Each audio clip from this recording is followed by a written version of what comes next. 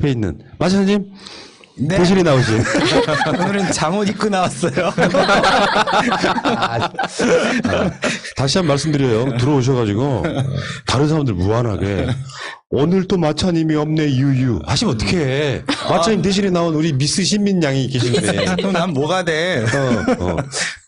자 미모는 비슷합니다. 자 신민님이 오늘 마차님 대신에 나오셨고요. 김학기가 2심에서 유죄. 법정 구속. 그 자리에서 정말 같이 찍어주고 처음에 나왔던 영상이 좀 흐렸어요. 그때는 좀 이해가 됐거든. 이 사람 얼굴이 맞냐 안 맞냐.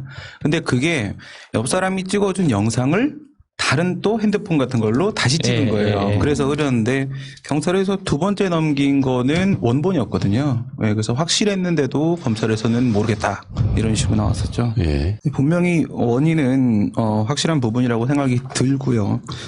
우리가 생각을 해봐야 되는 부분은 우선 원인부터 짚어보게 되면요.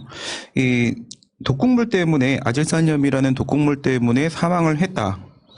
이것은 분명한 부분입니다. 이 직접적 원인 관계는 밝혀진 상태고 백신의 영향이 조금 있었다 하더라도 그것은 일부 속도에 영향을 준 것뿐이기 때문에 되는 소를 포함한다라는 논법이 있습니다.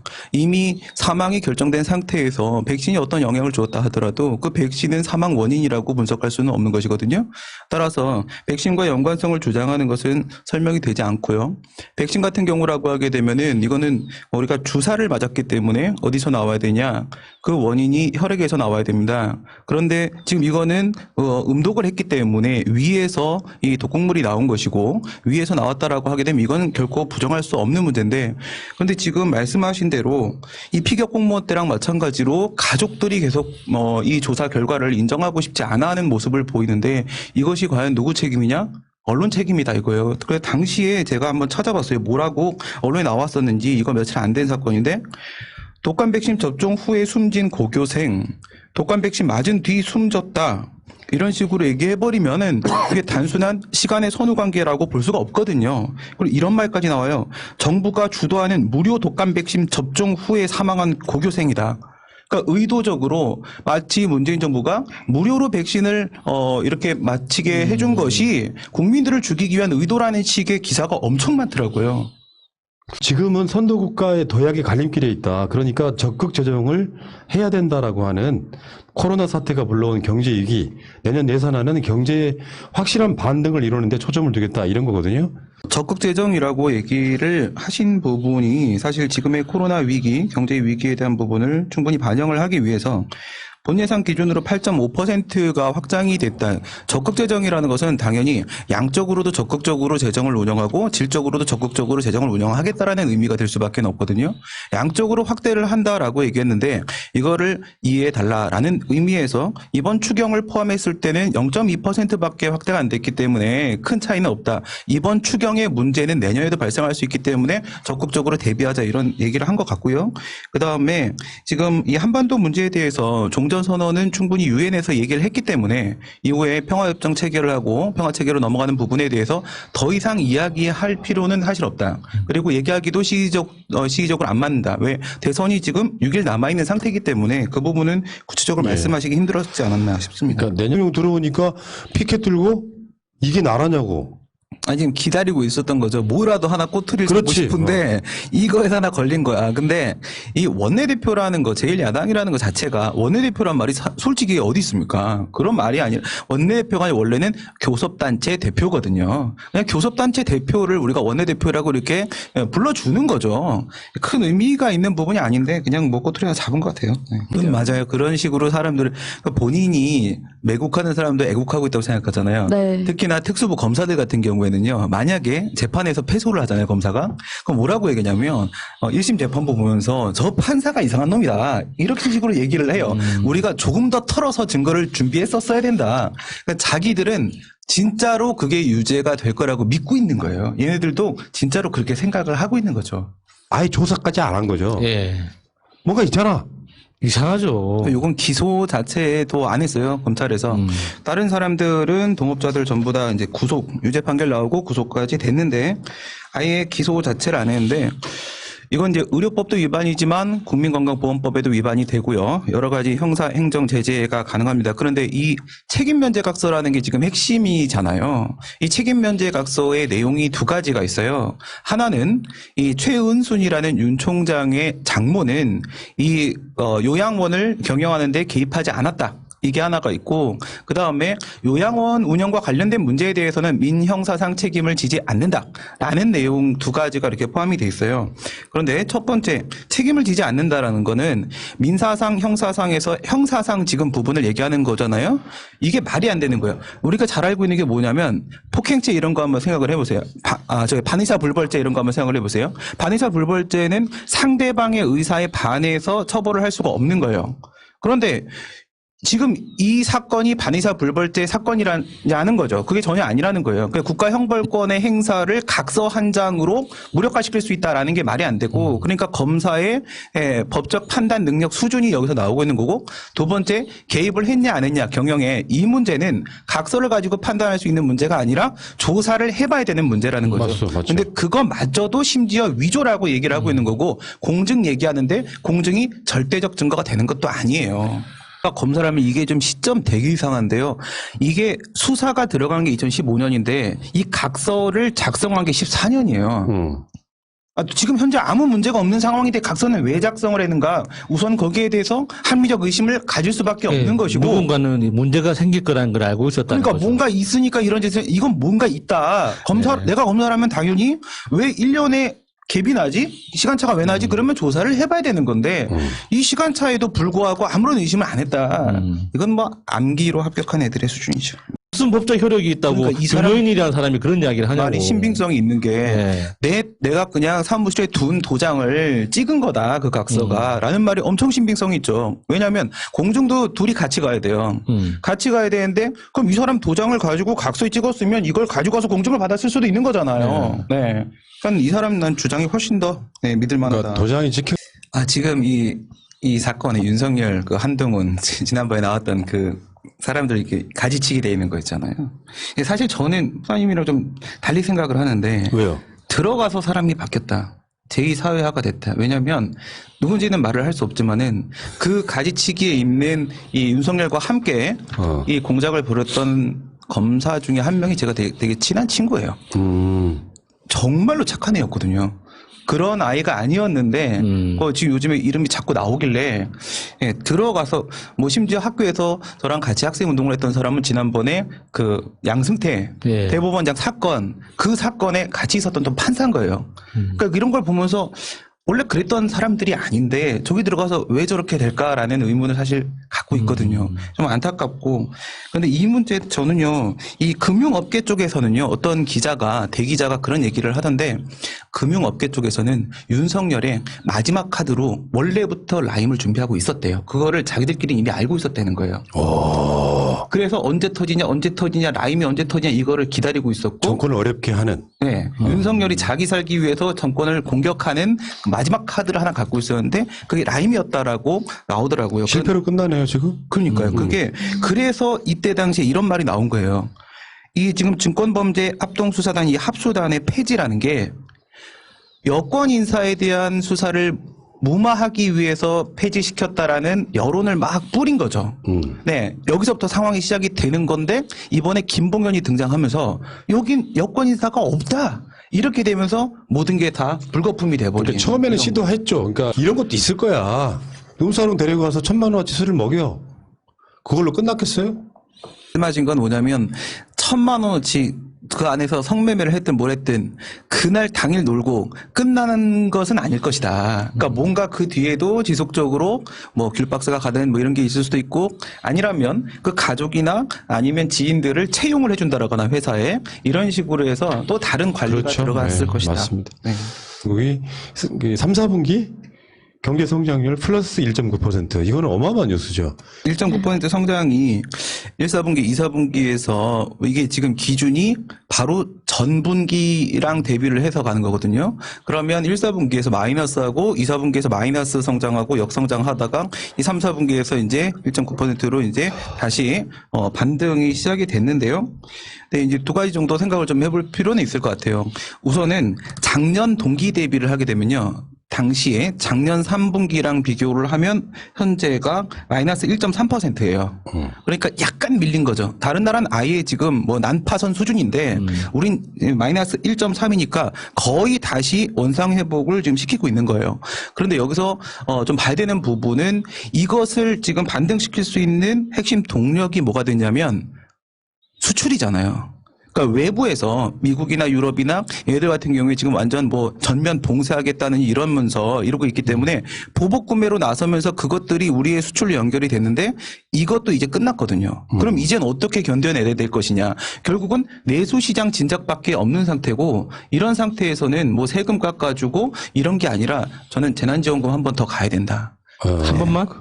두 번 더. 자, 10,000원씩 10억 아파트를 공시가 9억으로 한다. 너무나 당연한 뉴스를 논란거리로 만들더만. 공시지가가 현실화되지 못하면요. 그러니까 실제 가격, 시세를 기준으로 봤을 때 공시지가가 더 높은 게 아니라 현저히 떨어지는 거거든요. 거의 50% 수준이에요. 이게 국토교통부 장관이 매년 연초에 1월 1일 날 바로 갑니다. 그래서 전국에 있는 토지 단위, 필지라고 하죠. 그거 중에서 일부를 같은 유형, 성격을 가지고 있는 그 땅들을 모아서 가격을 다 매깁니다. 그러면 6월 달에 가서 기초지방자치단체장들이 그 지금 만든 게 표준지 공시지가라고 해요. 우리가 보통 말하는 공시지가가 표준지 공시지가예요. 방금 이렇게 몇천 개 모아놓은 거 그게 바로 표준지거든요. 그 다음에 이 기초지자체장들은 다시 자기 관할 안에 있는 땅들의 필지를 전부 다 이거랑 비슷한 유형의 땅들과 조합을 해가지고 토지가격 비준표라는 걸 반영해서 개별 공시지가라는 걸 만들어요. 그러니까 이 표준지 공시지가든 개별 공시지가든 이것들을 적용해서 뭐가 나오냐면 뭐 보상금을 주기도 하고 건강보험료를 책정하기도 하지만 제일 중요하게는 바로 세금을 책정해요. 그러니까 실제 이만큼의 가격인데 그러면 세금을 이만큼 내야 되는데 공시지가를 이렇게 낮춰놓게 되면 내야 되는 세금만큼 안 내는 거죠. 이걸 현실화시키면 전체 국가의 세수가 증가하게 되고 지금 대책을 내놓은 걸 보게 되면 조율 방법이 있는데 오히려 서민들은 세금을 더 적게 내는 결과가 돼요. 세수를 늘리고 전체적으로. 국가가 도움이 되고 서민들은 지금보다 더 세금을 적게 낼 수 있는 상황을 지금 준비하고 있는 거예요. 그러니까 조국 장관 내 가족을 막 명예훼손했던 그 일부 블로거가 쓴 그 글이 있어요. 조국 선생님 선처를 바랍니다 하면서. 저는 조국 장관 이런 계속 고소고발 하시는 걸 보면서 느껴지는 게 참 많이 공감이 되거든요. 저는 되게 비슷한 경험을 많이 해봤기 때문에 소음가에서 16년간 이렇게 강의를 하다 보면 뭐 카페니 여기저기서 정말 비난글이 많이 올라옵니다. 있지도 않은 사실을 가지고. 근데 그럴 때마다 뭐 심지어는 그냥 저 친구도 학생인데 그리고 이렇게 넘어간 경우들도 너무나도 많았었고 하지만 그 누구도 반성하지 않더라고요. 자기가 잘못했는지를 모르는 거예요. 그로 인해서 얼마나 많은 사람들이 피해를 봤는데도 잘못이 모르기 때문에 그리고 또 이런 경우도 있어요. 경찰서까지 갔는데 결국은 제가 피의자처럼 됐다가 저쪽이 무고죄로 걸리는 거예요. 그래서 형사가 선생님 너무 억울하지 않습니까? 저 친구 처벌합시다라고 하는데 그냥 내보내는 걸로 하죠 하고 제가 그 친구한테 무고죄를 피하는 주관적 요건 피하는 방법도 알려줬어요. 나가라. 근데 아무도 반성을 하지 않습니다. 조국 장관 보면은 지금껏 그 많은 고통을 겪었기 때문에 움직일 수밖에 참을 만큼 참았고 이렇게 된 거고 이렇게 고소고발을 하시게 되면은 또 그 처벌받은 친구들의 화살을 또 받아야 돼요. 나중에 이 고통이 계속 이어질 겁니다. 그거를 지금 감내하면서도 이게 옳은 길이기 때문에 이렇게 하고 있는 거기 때문에 정말 많이 공감이 네. 되고 응원을 해드리고 싶고 원한다. 옵티머스 관련해서 지금 감찰이 들어갔단 말이에요. 왜? 중앙지검에서 이걸 수사하지 않고 무혐의 처리했을까? 임유철 이 사람이 아무 문제 없었어요 라고 이야기하고 있는데 이 건으로 영장을 청구하면 영장이 안 나왔을 거야 라고 미리 예단해서 영장이 안 나올 테니 수사 더 이상 못해라고 접은 거예요. 그거 지금 그 계좌 추적 영장 얘기하던데요. 계좌 추적 영장이 발부율이 몇 %인지 아세요? 99%. 그리고 서울이 중앙지방법원 같은 경우에 이게 서울 사건이잖아요. 이거는 99.8%. 그러니까 그게 이제 잠깐만 24K네. 김유천은 그 0.2%가 두려웠던 거지. 아니 그러니까 이거는 계좌 추적 영장은 그냥 넣기만 하면 나오는 건데 안 나올 거기 때문에 안 했다라는 말 자체가 그 영장 안 넣어본 사람이라는 얘기예요. 내가 봤을 때 이게. 김유철은 이거를 덮으려고 하는 의도가 있었던 거죠. 네. 지금 윤석열이 서울중앙지방검 말 못해. 예, 그 지검장일 때 그때 당시에 무혐의 처리한 부분의 문제잖아요. 그리고 나서 지금 이 김유철이라는 사람이 부장선에서 그냥 마무리할 수 있는 부분 아니었냐 지금 이런 식으로 얘기를 하는데 이게 이런 얘기를 합니다. 옵티머스 사건에서 이 전파진흥원이 수사 의뢰를 했는데 이 수사 의뢰가 어떤 형식으로 들어가는지 중요하지 않습니다. 법에서는 그 내용을 보거든요. 이게 고소든 고발이든 뭐 진정이든 뭐 그런 거는 내용 보고 판단하는 것이기 때문에 어떤 형식으로 들어가는지 아무 상관이 없고요. 그러면 이 전파진흥원은 왜 피해를 안 받냐면 주무부처의 감사를 받았어요. 감사를 받는 과정에서 왜 저기다가 투자를 했냐라는 지적을 받고 그 돈을 뺐단 말이에요. 돈을 뺐기 때문에 이 전파진흥원은 손해를 보지는 않았죠. 그런데 이걸 바탕으로 해서 이제 문제인식을 갖게 됐고 그 사실을 검찰에 얘기를 한 겁니다. 그런데 이게 너무 허술하고 내용이 없어서 특별히 수사할 게 없었다는 식으로 말을 하는데 말이 안 되는 게요. 우리가 고소고발장 쓸 때요. 진짜 허술하게 써요. 진짜 허술하게 쓰고 나중에 가서 보충하거든요. 그러면 얘네들은 어떻게 되냐면 이미 주무부처의 감사를 받은 감사 자료가 있고요. 그리고 본인들이 돈을 뺄 때 다시 본인들이 판단할 때 회의 자료가 있고요. 거기에 모든 분석 자료들이 있는데 어떻게 그것이 부족하고 허술한 내용이었냐. 그럼 이제부터 고소고발 하나도 받지 말아야 돼. 이런 식으로 생각하면 말도 안 되는 얘기죠. 예. 학교에서도 그런 일은 없어요. 그러니까 전결이라는 게 내부 위임의 일종인데요. 그러니까 위임 전결을 한다 이것은 사실 뭐 다른 게 아니고 행정 편의상 A라는 감독기관의 일을 B가 대신하고 있는 거거든요. 근데 이 책임을 본인이 지기 싫으면 뭔가 사건이 커 보이면 당연히 원래 권한자에게 보고를 해서 결정을 받는 것이 당연한 건데 이 부장선에서 전결로 끝났다는 것 자체가 이 사이즈가 너무 크고 말이 안 되고 그리고 이 사람의 기본적인 전 도덕성의 문제가 그렇게 해서 무혐의 처리해서 끝내고 나서 이후에 현재까지 옵티머스 사건이 1조 2천 정도 손해를 피해자가 수천 명입니다. 이후로 1조가 늘어났다는 거예요, 지금. 이거를 이렇게 정리하고 그 뒤로 1조가 늘어났다는데 그럼 그 사람들에 대해서 도의적으로 미안한 생각은 안 그 드나요? 말도 아예 안 했죠. 네. 그 미안하다는 말 안 했죠. 도의적 책임이라는 것도 있어. 설사 몰랐더라도 윤석열이 주도하는 것을 지금 국민의 짐이 좋아해야 되는 입장이 아니에요. 그러니까요. 이게 걔네들이 진짜 단순하게 생각을 하는 거잖아요. 적의 적은 동지이다. 그러니까 저쪽 우리를 적이라고 생각하고 우리가 싫어하는 윤석열은 자신들에게 동지라고 지금 생각을 하는데 결국 윤석열은 너희들에게도 적이었다는 사실을 지금 잊고 있는 거고 윤석열의 임기가 과연 끝날 것인가가 저는 이제 좀 관심사가 되지 않을까라는 생각이 드는데 민주당 의원들이 해임 건의 등에 대해서 지금 얘기를 계속 하잖아요. 감찰 들어간 부분이 라임 사건 관련된 부분 검사 야권 인사 로비 의혹 직보 보고 누락 있고 옵티머스 사건 아까 얘기한 무혐의 불기소 처분 있고 여기 또 조선일보, 중앙일보, 언론사주 비밀회동 있잖아요. 이 비밀회동 부분 하나만 가지고도요. 윤석열 날려버릴 수 있거든요. 검사윤리강령이라고 법무부 훈령이 있는데 되게 걸 게 많은데 하나만 걸어보면 15조에 검사는 자신이 취급하는 사건의 피의자나 피해자 등 사건 관계인 기타 직무 이해관계에 있는 자와 정당한 이유 없이 사적으로 접촉하지 아니한다. 이렇게 돼 있어요. 감찰이라는 것이 형사수사를 목적으로 하기도 하지만 징계를 목적으로도 합니다. 그렇기 때문에 이 징계가 들어갔을 때 총장의 보직만 해임하고 검사의 지위를 유지해서 병신 만들어버리는 방법도 있고 아예 검사직을 신분을 박탈해서 완전 병신 만들어버리는 방법도 있거든요. 근데 이게 전 이제 지금 감찰을 하면 이제 다 드러날 거니까 뭔가 조치가 나올 수밖에 없는 상황이 올 것 같아요. 예. 새 KBO 총재, 한국 야구위원회죠. 야구위원회. 그게 정지택이라고 여러분도 잘 아시겠지만 정우택의 형.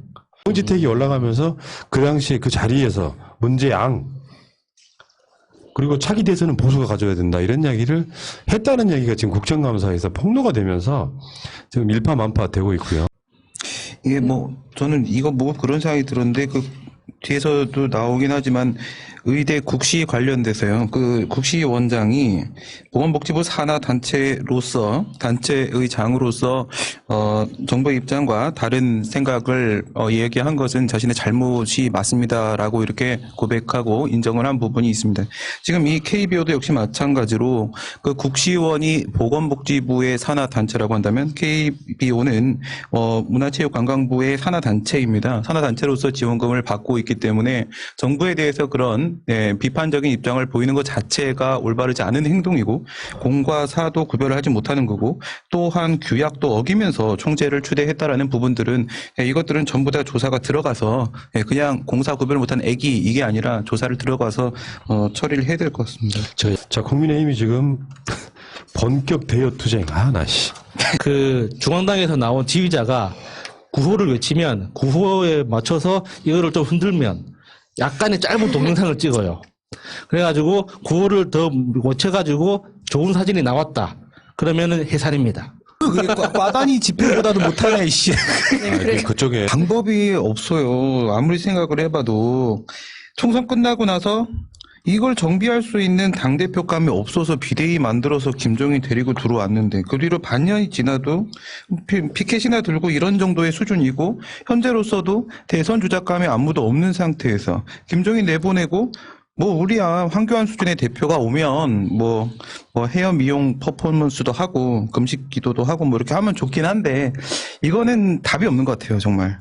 회원님 얘기하신 대로 이거는 어떻게 할 방법이 없고 그냥 해체시키고 각자 나눠져서 사는 방법밖에 이제 없을 것 같아요. 근데 투쟁을 대여하는 거예요. 리스가 요즘 트렌드였어요. 주호영들이요 나와서 이제 미국 대선에 대해서 얘기하는 거 들어보면 대부분이 바이든의 압승을 막 점치고 있어요. 트럼프가 될 거라고 생각하는 사람은 하나도 없는 것 같아. 우리만 지금 트럼프 이렇게 하고 있는데 트럼프 우리한테 힘을 좀 더 줬으면 좋겠는 게 사실 지금 상황을 보면요. 양쪽에서 두 분이 말씀하시는 거가 정말 맞다고 저는 생각이 드는 게 이 재선의 상황을 쭉 보면 지미 카터나 조지 부시 같은 경우에 실패, 레이건, 클린턴, 오바마, 조지 부시 아들 성공. 이게 다 경제가 올라가고 있을 땐 그 대통령의 재선이 가능했었고 경제가 내려가고 있거나 폭망했을 땐 그 재선이 전부 실패했었어요. 지금까지. 전부 이런 식이었는데 근데 지금 상황은 경제가 어떠냐? 이건 완전히 난파선 수준이거든요. 쟤네들 코로나 포기까지 얘기했어요. 비서실장이. 우리는 방역 포기. 그러나 다른 방법이 있다. 그 방법은 뭔지 모르겠는데 이런 상황까지 코로나든 방역이든 경제든 완전 난파선 상황까지 만들었는데 그러면 이걸 누가 해결을 해야 돼요? 바이든이 할 수 있냐고요. 그러니까 진짜 뭐 아니면 도게임 이름 자체가 이제 고스톱 트럼프 이렇게 하는 것처럼 뭐 아니면 도게임 해서 해낼 수 있는 놈은 트럼프밖에 없는 거죠. 바이든처럼 원칙 지켜가면서 이래갖고 이미 다 망가진 배를 살릴 수 없는 거죠. 이렇게 치면 그런 주장이 먹히면 트럼프가 아슬아슬하게도 될 수는 있겠다. 그러니까 또 28일까지 의사국시 해결책을 내놓지 않으면 다음에 어떻게 될지 몰라. 이렇게 여러 협박을 하고 있거든요. 그게 지금 유지관리 상황에 대한 측면을 지금 말씀을 하신 거라고 치게 되면은 저는 이게 만약에 시험을 재실시를 하게 되면 진행이 될까? 라는 생각, 그동안 얘기했던 의대생들이 먼저 진심으로 사과를 해야지, 국민의, 동의를 받아야지, 이런 얘기들을 떠나가지고, 과연 얘네들이 시험장에 올까요? 오지도 않을 걸 지금 의협은 왜 이럴까요? 미친 걸까요? 그러니까 이게 무슨 말이냐면 예전에 4대 대학 병원장이라는 사람들이 대신 사과합니다 막 그랬어요. 우리 아이들이 우리가 잘못 가르쳐가지고 애들이 좀 이렇게 땡깡을 부렸는데 좀 이해들 해주시고 시험 한번 치르게 해주십시오 막 이렇게 했어요 병원장들이. 그럼 이 병원장들이 정말 제자를 아꼈을까요? 그게 아니거든요. 그냥 인력 수급의 문제였어요. 병원장은 그냥 관리자예요. 그 병원 경영하는 운영자. 경영자 입장에서 쪽수가 필요한 거예요. 거기 채워 넣어줘야 되는데 얘네들이 안 나오면 못 채우는 거야. 제자들이니 뭐니 우리나라 의료 체계에 아무 관심 없고요. 그냥 그 병원의 입장을 얘기한 것밖에 없거든요. 그때 이 의대생이라는 애들이 뭐라고 얘기했냐면 니들 뭐냐? 우리 안 갈 건데 니들이 뭔데 대신 사과를 해? 그대로 갖다 적용해 보세요. 이 의협 니들 뭔데? 뭘 28일 이후에 그 다음에 뭘 할 수 있어? 의대생들은 시험을 봐도 안 갈 거예요. 예. 네. 예고한 버스가 떠나면 다음 버스를 타야 돼요. 버스가 아직 출발하면 천천히 가고 있으면 우리가 지난번에 기회를 한 번 더 줬잖아요. 시간을. 빨리 뛰어가서라도 탔어야 돼요. 근데 이미 버스는 멀리 가버렸어요. 그럼 사람이 다음 버스를 타야 된다는 거를 모르는 사람은 없어요. 네. 그걸 거스를 수 있다라고 믿는 것 자체가 말이 안 되고, 진짜 그것을 기적을 한번 미라클을 만들어 보고 싶다면 이런 자세가 아니라 국민들의 정말 공감을 얻어낼 수 있는 정말 뭐 무릎 꿇고 뭐 이런 모습을 보여준다면 모르겠지만 이렇게 가면 갈수록 파국으로만 이어집니다. 이영자 씨가 맞습니다. 고맙습니다.